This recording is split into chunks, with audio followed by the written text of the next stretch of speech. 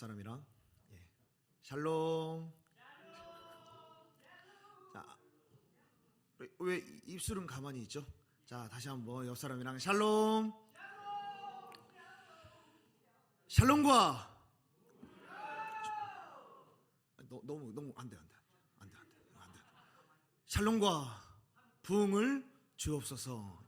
샬롬과 부흥을 누려가는 우리 2023년 되기를 간절히 소원하고 축복합니다.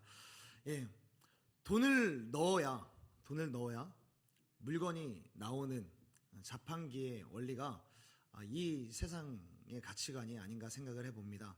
가는 말이 고와야 오는 말이 고운 것이 아니라 오는 말이 고와야 가는 말이 고운 것, 그리고 받는 것이 있어야 주는 것이 당연한 게 이 세상의 세계관이 아닌가 생각을 해봅니다. 그러나 우리가 믿는, 우리가 보고 있는 이 성경을 참기름 쥐어짜듯이 쫙 쥐어짜면 한 방울이 나오는데, 한 문장이 나오는데, 그것은 하나님이 나를 사랑하신다라는 그런 한 문장이 떨어지게 되죠. 우리는 이 간단한 한 문장, 이 문장을 믿는 것이 우리 기독교의 정수라고 할 수 있습니다. 그런데 이 한 문장을 믿지 못해서 흔들리는 게 우리의 믿음입니다. 앞서 말한 세상의 가치관과 계속해서 부딪히기 때문에 내가 사랑하지도 않는데 나를 사랑했다라는 이 말이 도무지 믿어지지가 않는 것이죠. 그래서 우리들의 믿음은 흔들립니다. 그러나 사랑하는 여러분, 우리들이 반드시 기억해야 할, 우리가 반드시 믿어야 할 이 믿음의 내용은 무엇인가? 하나님이 나를 사랑하신다라는 이 사실을 꼭 믿는 저와 여러분이 되었으면 좋겠습니다. 하나님은 에베소를, 그리고 우리 교회를, 그리고 우리 한 사람 한 사람을 사랑하시는 줄로 믿습니다. 그래서 우리 함께 따라서 한번 외쳐볼까요? 우리 두 손을 마음에 모으고, 하나님이 나를 사랑하십니다. 다시 한번요. 하나님이 나를 사랑하십니다. 아멘. 이 사실을 꼭 믿고 믿음 위에 서서 흔들리지 않는 저와 여러분이 되기를 간절히 소원하고 축복합니다. 계속해서 기억하고 있으신지는 모르겠습니다. 3주 전에 전한 말씀인데요. 3주 전에 설교했던 내용들, 그 에베소 교회의 특징들을 다시 한번 좀 생각해 봤으면 좋겠습니다. 높은 학구열로 인하여서 자신들의 이성을 자랑했던, 자신들의 이성을 의지했던 그런 에베소, 또한 돈과 술과 음란함이 성행했던 에베소, 그리고 하나님이 아닌 이방신, 특별히 아르테미스라고 하는 그 우상을 섬기던 에베소, 하나님께서는 그런 에베소까지도 사랑하셔서 그들에게 복음을 전하기 위하여서 사도 바울을 보내셨고, 사도 바울을 통하여서 3년여라는 긴 시간 동안 하나님의 말씀을 전하게 하셨고, 그렇게 선포된 하나님의 말씀, 우리를 구원하시는 예수님이라고 하는 이 복음을 받아들이고 그 에베소 지역에 있는 사람들을 교회로 모이게 하셨습니다. 그렇게 교회가 세워지게 되었습니다.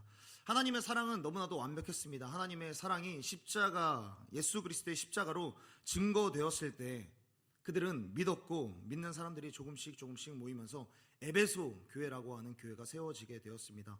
십자가로 확증된 하나님의 사랑은 조금도 흠이 없었습니다. 모든 사람을 품은 하나님의 사랑은 너무나도 완벽했습니다. 그러나 그곳에 모인 사람들은 그러지 못했습니다.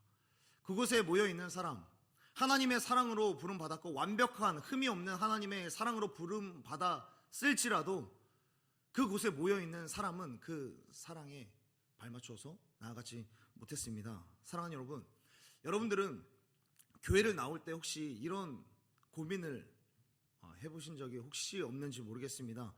교회를 나올 때 머뭇거리게 되었던 점, 그러면서 우리들 생각에 교회는 친한 사람이 없어, 교회 가면 어색해, 조금 더 발전해서 조금 비속어를 사용해서 죄송합니다.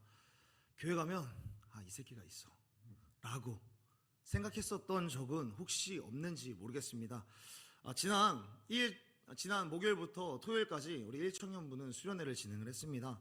우리가 수련회를 진행하는 시즌이 되면 여러 리더들과 부리더들, 그리고 여러 임원들이 여러 청년들을 만나면서 수련회에 함께 참여하자고 독려를 합니다. 그래서 여러 컨택트를 하죠. 이제 앞으로 이 청년들도, 이 청년부도 이제 수련회를 진행하게 될 텐데, 여러 마을 지기들이 이제 여러 청년들에게 여러 컨택을 시도할 겁니다. 야, 우리 수련회 함께 하자. 우리 수련회 함께 했으면 좋겠습니다. 우리 수련회 함께 가서 예배 드립시다 라고 이야기를 할 때 그럴 때마다 당연히 가야죠 라고 하는 청년들도 있을 겁니다. 당연히 흔쾌히. 그런데 반면에 뜸을 들이면서 가지 않겠다라고 이야기를 하는 청년들도 있을 것입니다. 물론 수련회에 참여하지 못하는 그 이유가 여러 스케줄도 있겠지만 수련회에 선뜻 가겠다라고 말하지 못하는 이유는 어디에 있을까요? 많은 이유들이 있겠지만 아마 그 중에 가장 큰 이유는 방금 전에 이야기했던 공동체 안에 친한 사람이 없어 라고 하는 이유는 아닐까. 또는 공동체에 가면 하루 또는 이틀 또 2박 3일간의 여정 동안 함께 할 만큼 그렇게 친한 사람이 없다라는 게 가장 큰 이유가 아닐까 생각을 해봅니다. 그래서 우리들은 수련회에 선뜻 참여하고자 하는 그런 마음이 한풀 꺾이게 되는 그런 경우들을 만나보게 됩니다. 여기 계신 청년들, 여기 계신 여러분들 중에는 오랜 기간 동안 또 교회를 다닌 청년들이 있는데요.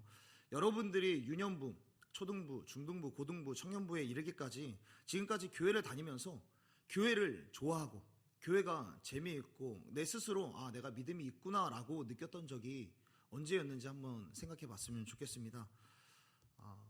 아마 그런 때는 교회 안에서 함께 이루어진 공동체 안에서 활발하게 교제를 할 때 예배를 드리는 것과 또 별개로 함께 교제하고 즐겁게 어울리면서 신앙의 나눔들이 있고 신앙의 교제뿐만 아니라 다른 일상적인 생활까지도 공유하고 나눔이 될 때 우리들은 교회가 재밌고 교회가 즐겁고 교회 가고 싶고 내 스스로 믿음이 있다라고 우리들은 흔히 생각할 수도 있다는 거죠. 그런데 반대로 교회에 오기가 싫고 예배드리기 싫고 또 내가 왜 교회에 가야 할지 모르겠는 그 순간은 또 언제일까? 그때는 아마도 교회에 아는 사람도 없고 교회에 친한 사람도 없고 교회 관계가 어색하고 또는 소위 손절친 사람이 있기 때문에 또 교회에 가는, 그래서 내 스스로 믿음이 툭툭툭툭 떨어지고 옅어지는 그런 경우들을 우리들은 종종 맞이하게 된다는 거죠. 에베소 교회에 이런저런 사람들이 모이기를 시작하는데 이런 일들이 이제 일어나기를 시작을 하는 겁니다. 어떤 사람과 어떤 사람들이 교회 안에 친하지 않아서 섞일 수 없는 그런 일들이 일어나는 거예요. 어떤 부류는 소위 인싸의 그룹이 형성이 되어지고 어떤 부류는 아싸의 그룹이 형성이 되어지는 겁니다. 교회 안에 주축이 된 인싸들이 아싸들을 소외시키고 차별하는, 그래서 따돌리는 세력과 따돌림을 당하는 그런 세력들이, 그런 사람들이 생기기를 시작하게 된 겁니다. 그래서 아싸의 부류들, 소위 따돌림을 당하는 그런 부류들이, 차별을 당하는 그런 부류들이 교회를 나가는 것이 어색하고 나가기를 싫어하고 그 결과 믿음이 계속해서 툭툭툭툭 떨어지는 그런 일들이 발생하기 시작했습니다. 그렇다면 어떤 부류가 따돌리는 부류고 어떤 부류가 따돌림을 당하는 부류였는지 오늘 본문을 통하여서 함께 확인해 봤으면 좋겠습니다. 따돌림을 당했던 사람에 대해서 먼저 말씀하고 있습니다. 2장 11절에서 말씀합니다. 그러므로 생각하라. 너희는 그때 육체로는 이방인이요. 태어날 때부터 육체적으로 이방인이었던 사람들이 차별을 당했다라는 겁니다. 이방인이었던 사람들이 차별을 당하면서 이 이방인들은 교회에 나오는 것에 조금씩 머뭇거리게 되고 교회의 발길을 점점 끊어갔다라는 거죠. 우리나라도 조선시대를 생각해 보면 우리나라도 이런 문화가 굉장히 심했습니다. 우리나라가 아닌 다른 나라들, 그런 사람들을 그냥 오랑캐라고 부르고 외놈이라고 부르면서 외국인과 우리나라 사람들을 철저하게 구분했습니다. 이때 에베소 교회 사람들도 마찬가지였던 거예요. 에베소 교회를 이루고 있었던 유대인들, 이스라엘 사람들, 전통적으로 유대인이었던 그 사람들이 굉장히 많이 있었는데, 반면에 3주 전에 말씀드리는 바로는 에베소라고 하는 지역은 항구 도시라는 그런 말씀드렸습니다. 여러 사람들이 모여 산다라는 겁니다. 또 그 중에는 특히나 로마 사람들이 많았는데 이 로마 사람들이 이곳에 들어오면 이런 자들을 이방인이라고 부르는 거죠. 그리고 유대인과 이방인들을 나누면서 유대인들은 소위 인싸의 그룹이 되고 로마 사람들을 비롯한 수많은 이방인들은 육체로는 이방인인 유대인이 아닌 다른 사람들은 다 아싸의 그룹이 자연스럽게 형성되어지는 겁니다. 유대인들은 자신들 외에 이런 사람들을 이방인이라고 부르면서 우리 민족이 아닌 사람들은 저 사람들과 결코 섞일 수 없어. 저 사람들은 우리와 결코 섞일 수 없어 라고 하는 보이지 않는 벽을 계속해서 쌓아 올려가고 있었던 것입니다. 그래서 사도 바울 선생님께서는 이렇게 이야기를 하는 겁니다. 오늘 본문에서 이방인들을 향하여서 이렇게 말씀하고 있습니다. 이방인들에게 이야기를 합니다. 12절의 말씀인데요. 그때에 너희는 그리스도 밖에 있었고 계속해서 말씀합니다. 유대인도 아니고 철저하게 외부의 사람들이고 그 뒤에 보면은 하나님도 없는 자였다라고 이야기를 합니다. 여기에서 말하는 이방인들은 로마 사람들이 대부분이었는데, 로마 사람들은 태어날 때부터 당연히 어떤 교육을 받았겠습니까? 로마 사람들은 태어날 때부터 부모님으로부터 로마의 신관을 물려받았을 겁니다. 로마의 정치 사상을 계속해서 교육 들었을 겁니다. 로마의 세계관을 계속해서 전해 들었을 것입니다. 그러니까 이런 사람들이 예수님을 과연 알았을까요? 예수님을 당연히 모르죠. 그래서 사도 바울도 이야기를 하는 거예요. 너희는 이전에 그리스도 밖에 있었고 너희들은 하나님을 모르는 게 당연한 거야. 너희는 우리와 같은 유대인이 아닌 로마 사람이야. 너희는 어렸을 적부터 교육받아온 너희 나름대로의 정치 사상이 있고 너희 나름대로의 신관이 있고 철학이 있고 정치 사상이 있고 무엇보다 예수 그리스도에 대해서 듣지 못했을 거예요. 그러니까 너희는 사실 유대인이랑 달라. 분명히 달라라고 이야기를 하는 거예요. 하지만 그러나 13절에서 말씀하고 있죠. 이전에는 그랬을지라도, 이전에는 당연히 하나님 모르지. 이전에는 당연히 로마의 신관에 따라서 너희들은 살아갔을 거예요. 로마의 철학, 로마의 세계관, 그것이 너희들에게 당연했을지 몰라도 그러나 이제는 너희가 그리스도 예수 안에서 그리스도의 피로 가까워졌느니라. 이전에는 너희가 로마 사람으로서 철저하게 살아갔을지 몰라도 그러나 이제는 그리스도 예수 안에서 그리스도의 피로 가까워졌느니라. 그리스도의 피로 인하여서 그리스도 안에 있게 되었다. 이전에는 하나님도 없고 세상의 가치관을 따라서 세상의 풍습을 따라서 살아갔을지 몰라도 그리스도 예수 안에 있음으로 인하여서 이제 우리는 가까워졌다. 사도 바울은 인싸가 되었다느니 아싸가 되었다느니 그런 것들은 중요하지 않다라는 거예요. 이방인들에게. 너희들이 인싸로부터 괴롭힘을 당하고 차별을 당하더라도 그러나 예수 그리스도를 믿고 그리스도의 보혈을 믿고 그리스도 안에 있는 유대인이건 이방인이건 이제는 모두가 한 공동체라는 것을 먼저 이방인들에게 이야기를 해주고 있는 겁니다. 그래, 나도 인정해. 너희는 그리스도 밖에 있었어. 하지만 예수님 때문에 우리는 하나야. 예수님 안에 있다면 유대인이나 이방인이나 다 동등해. 남자면 어떻고 여자면 어때?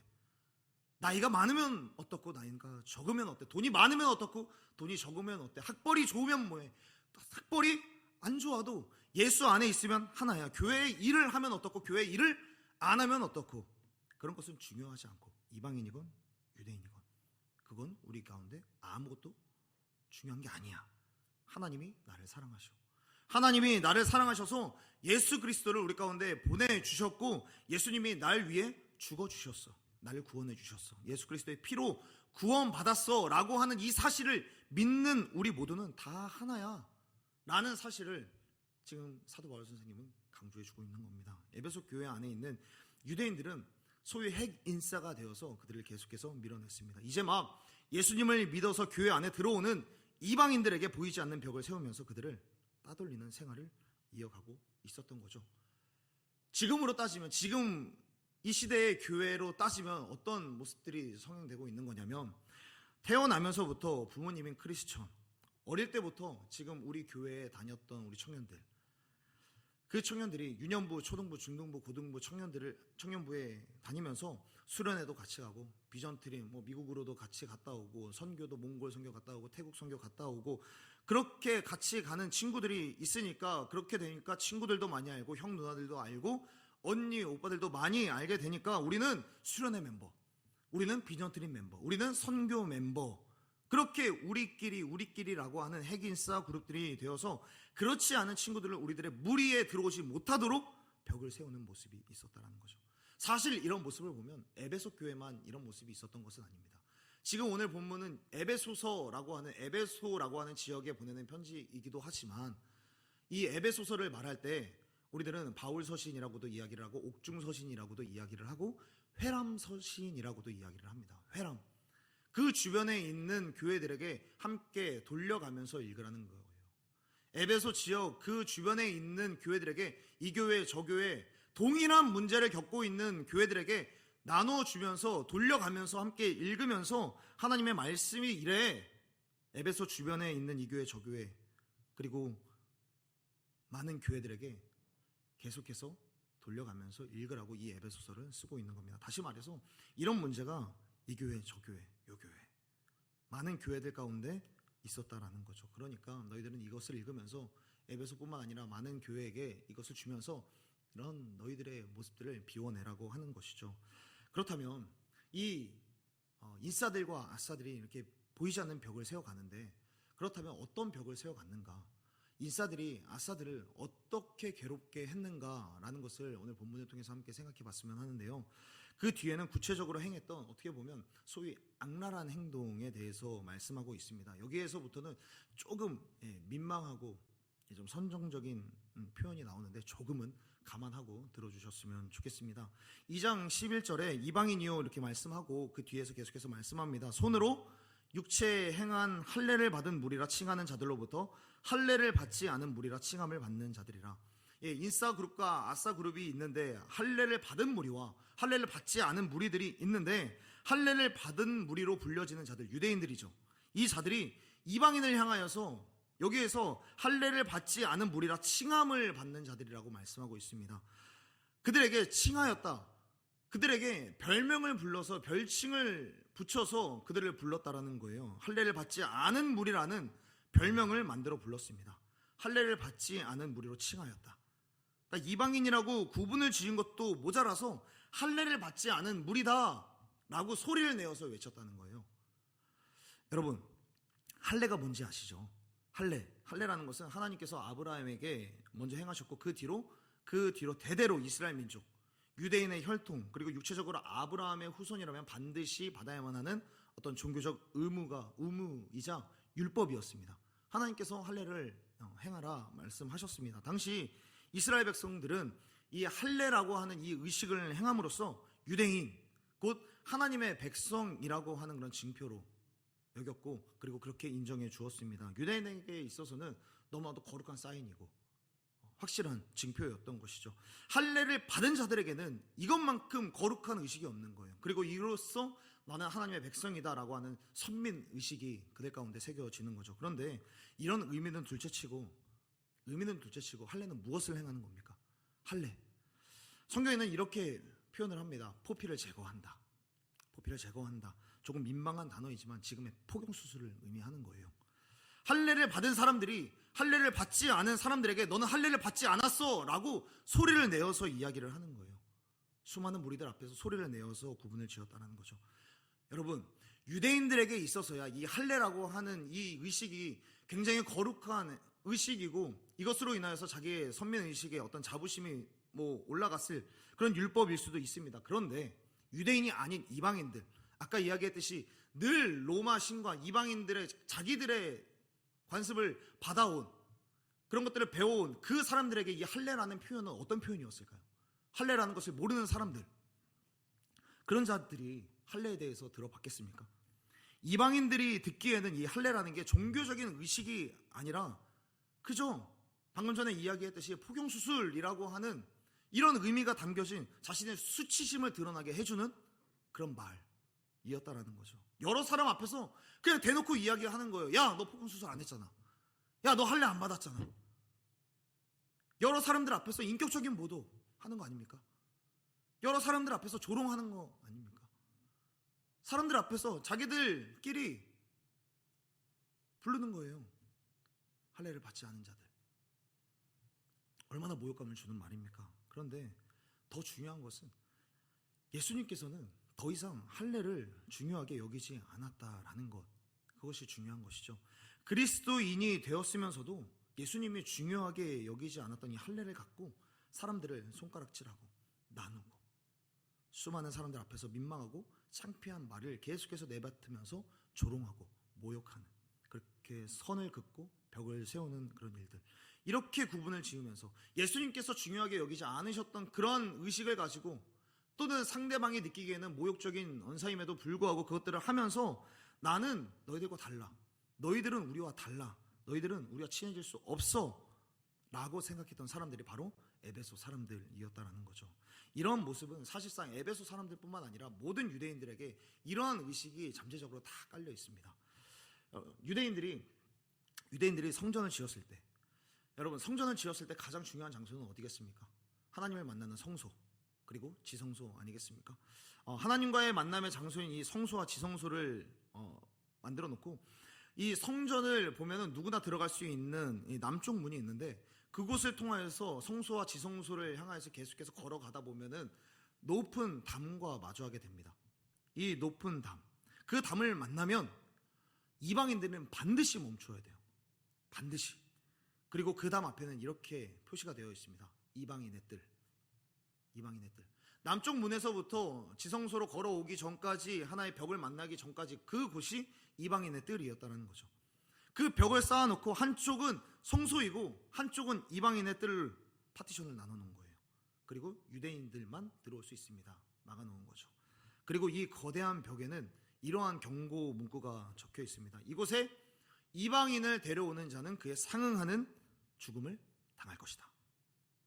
이방인들, 너희들이 들어오는 것은 당연히 죽는 거고, 성소 안으로 들어오면 너희들은 당연히 죽고, 이방인을 데려오는 유대인까지도 죽음을 당할 거다 라고 이야기를 하는 거예요. 성전의 정말 중요한 곳으로는, 하나님을 만나는 성소의 자리, 그 자리, 정말 중요한 공동체 중심으로는 들어오지 못하도록 이방인을 막아놓고 있는 겁니다. 교회를 다녀도 되는데, 다니는 건 상관없는데, 너희는 교회의 정말 중요한 공동체에는 들어올 수 없어 라고 이야기하는 것과 같은 모습이 보여지는 부분인 거죠. 하나님은 나를 사랑하시고, 그리고 너를 사랑하시고, 우리를 사랑하시고, 에베소를 사랑한다라는 게, 이것이 말씀의 기본이고 우리 가운데 전해주는 메시지의 핵심인데, 그 사랑으로 교회가 세워졌고 그렇게 모였는데, 정작 중요한 그 말씀의 기본 구절을 지키지 못하고 실천하지 못하는 그런 모습들이 일어나게 된다는 거죠. 교회는 다녀도 되지만, 그래, 내가 에베소 교회라고 하는 그 교회 무리들로는 내가 인정해 줄게. 하지만 교회 정말 중요한 공동체 중심 가운데는 내가 너희들을 인정할 수 없어 라고 이야기하는 겁니다. 그런 에베소 교회를 향하여서 하나님은 말씀하시는 거예요. 2장 14절에서 말씀합니다. 그는 우리의 화평이신지라. 둘로 하나를 만드사 원수된 것 곧 중간에 막힌 담을 자기 육체로 허시고. 유대인과 이방인 이 둘을 하나로 만드시고 화해시키고 화평하게 하시고 화목하게 하시는 분이 있는데, 원수처럼 싫어하는 관계도 다 허물어뜨리는 분이 있는데, 그 분이 바로 예수님.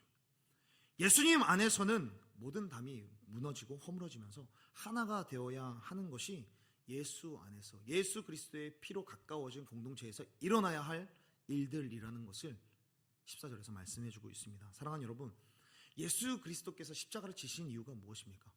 고린도후서 5장 18절의 말씀에 보면은 하나님과 우리와의 화목함을 위해서라고 말씀하셨습니다. 하나님과의 화목함은 물론 사람과 사람과의 화목함을 위해서 예수님께서 화목 제물이 되었다라고 성경은 표현한다라는 거죠. 예수님께서 십자가를 지신 이유는 한 가지입니다. 하나 되게 하기 위해서요. 하나 되게 하기 위해서. 자꾸 담을 쌓으려고 하고 자꾸 벽을 세우면서 우리 안에 들어올 수 없어라고 밀어내는, 분열되는 모습이 있기 때문에 예수님이 십자가에 매달리셨다라고 말씀하시는 겁니다. 예수님이 십자가를 통해서 정말 이루시고자 하는 일들이 무엇일까요? 그렇게까지 하신 이유 18절에서 말씀합니다. 우리 둘이 한 성령 안에서 아버지께 나아감을 얻게 하려 하심이라. 예수님이 원하시는 것은 유대인이건 이방인이건 구분짓지 않고 한 성령 안에서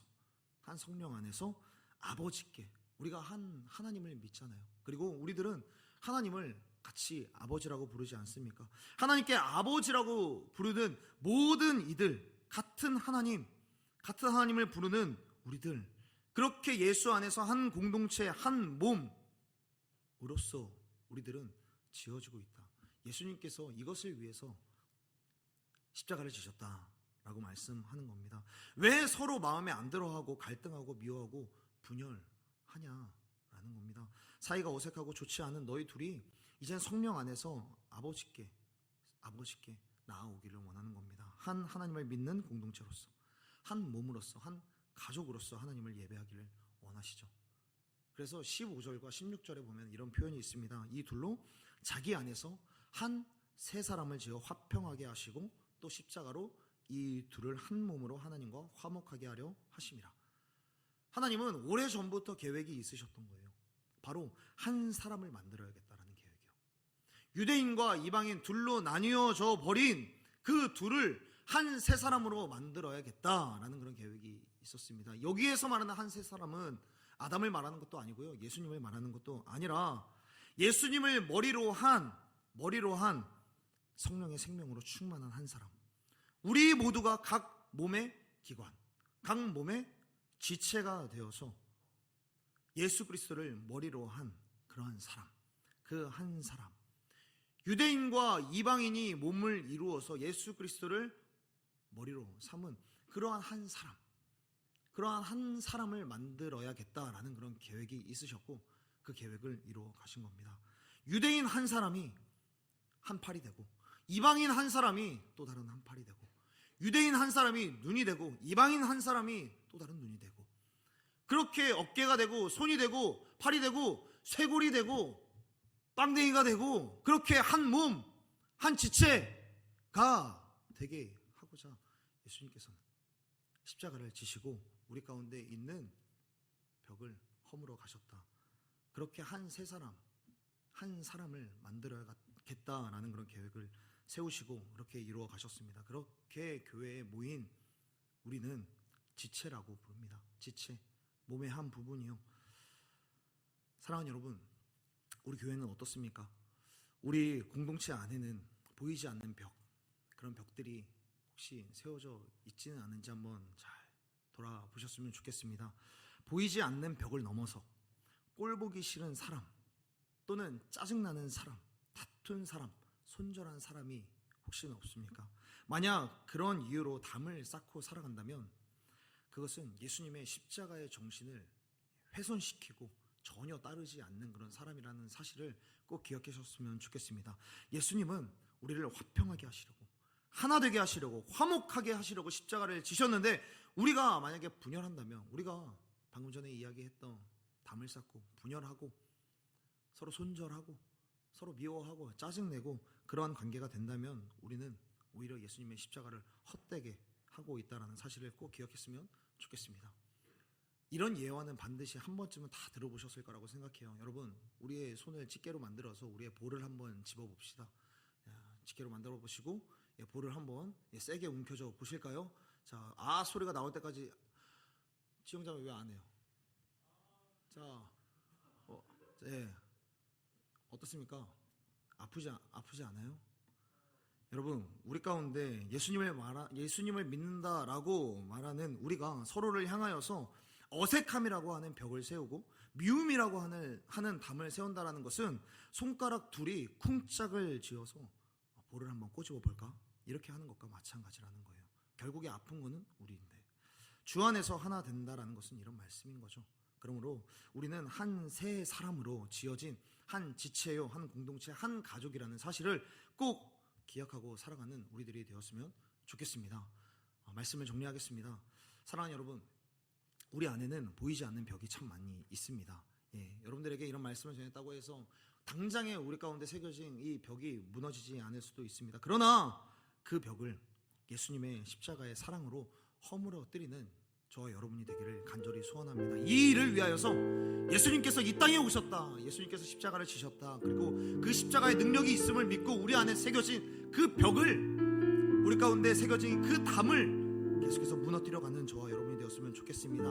우리를 모두 화평하게 하기 위해서, 화목하게 하기 위해서, 우리를 화해시키기 위해서 십자가를 지신, 그럼에도 우리가 분열하며 벽을 세워버리고 거리를 둔다는 것은 이 예수님의 십자가를 훼손시키고 헛되게 한다라는 것, 그것을 꼭 기억했으면 좋겠습니다. 그러므로 우리 안에 있는 어색이라고 하는, 그리고 거리라고 하는, 미움이라고 하는, 분열이라고 하는 그와 같은 것들로 공동체를 채워가는 것이 아니라 화평과 화목과 화해와 사랑, 이것으로 우리 공동체를 가득 채워가는 우리 모든 청년들이 다 되기를 간절히 소원합니다. 예수님을 머리로 한 그러한 한 세 사람이요, 그렇게 한 세 사람으로서 하나님을 예배하고 하나님을 사랑하고 그 사랑으로 서로를 사랑하고 세워주는 우리 공동체가 되기를 간절히 소원하고 축복합니다. 우리 함께 찬양하고 기도했으면 좋겠습니다.